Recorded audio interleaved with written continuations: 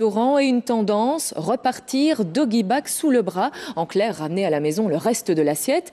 Il faut oser le demander. Il faut aussi que le restaurateur l'accepte ou s'adapte. À l'heure du repas, reportage en cuisine et en salle. Nathalie Massard. Alors, le repas est servi. Midi et soir, les amateurs sont nombreux à prendre place derrière un bon petit plat qu'ils ont parfois du mal à finir. Alors, c'est de plus en plus fréquent. Ils demandent timidement ou pas à emporter un doggy bag, les restes de leur repas.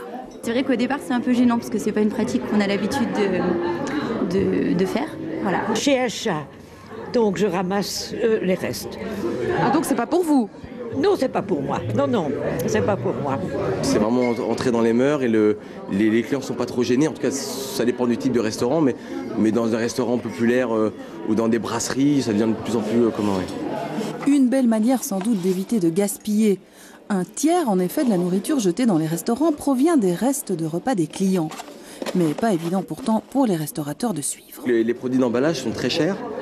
Ils ne sont pas écologiques forcément, donc il y a pas mal de choses qui rentrent un peu en compte dans le processus. Je ne pense pas que ce soit si facile que ça. Maintenant, tout dépend du produit emballé. Cher et polluant les emballages? Pas nécessairement. En Grande-Bretagne, cette doggy box écologique a fait un carton. 25 000 boîtes distribuées gratuitement à des chefs désireux de faire la chasse au gaspillage, le tout financé par l'État. Une belle initiative qui laisse pourtant rêveur de ce côté-ci de la Manche. Je pense que la solution des doggy bags ne correspond pas vraiment à la mentalité de beaucoup de Belges. Je pense que la démarche d'aller au restaurant, et si on va dans un bon restaurant, la démarche n'a rien à voir avec le fait de ramener chez soi une partie de la nourriture qui sera mélangée, qui ne sera plus bien présentée, qu'on n'aura plus trop envie de manger, et finalement qu'on va quand même, dans un grand nombre de cas, jeter à la poubelle un peu plus tard.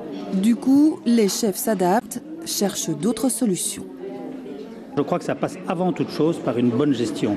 S'il y a une bonne gestion, en principe, il n'y a pas de gaspillage. Si on se rend compte qu'il y a un plat où il y a souvent des retours, on se pose la question de savoir s'il y a un problème de qualité ou de goût, ou s'il y a un problème de quantité. Et alors on ajuste directement. Bref, pour éviter de gaspiller, il faut d'abord bien réfléchir au coût, aux ingrédients, à leurs proportions et à la manière de les travailler, car au final, pour son client, le chef n'a qu'un objectif. Le but, c'est de ne pas qu'il reparte avec, c'est qu'il n'y en ait plus dans l'assiette. C'est tout. Voilà.